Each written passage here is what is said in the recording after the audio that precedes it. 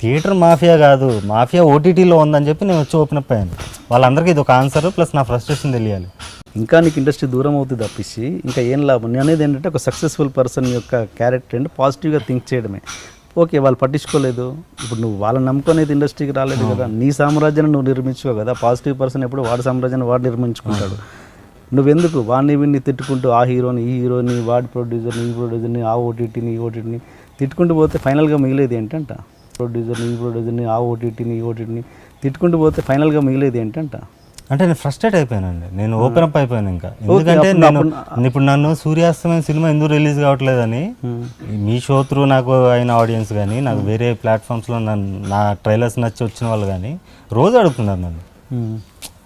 వాళ్ళకి ఆన్సర్ చెప్పలేను. ఓటీటీలో రిలీజ్ చేయబోయే మీరు కమెంట్లు కూడా చూడండి, సూర్యాస్తమైన ట్రైలర్స్ కింద ఓటీటీలో చేయి, ఇప్పుడు ఎవడ ఆపలేండి నిన్ను, థియేటర్ అంటే ప్రాబ్లం కదా అంటే థియేటర్ మాఫియా కాదు, మాఫియా ఓటీటీలో ఉందని చెప్పి నేను వచ్చి ఓపెన్ అప్ అయ్యాను. వాళ్ళందరికీ ఇది ఒక ఆన్సర్ ప్లస్ నా ఫ్రస్ట్రేషన్ తెలియాలి. ఓటీటీ వస్తుంది కదా, ఓటీటీలో సినిమా వచ్చాక నీ పరిస్థితి ఏంటి? నువ్వు ఓటీటీ వస్తుంది కదా, ఓటీటీలో సినిమా వచ్చాక నీ పరిస్థితి ఏంటి?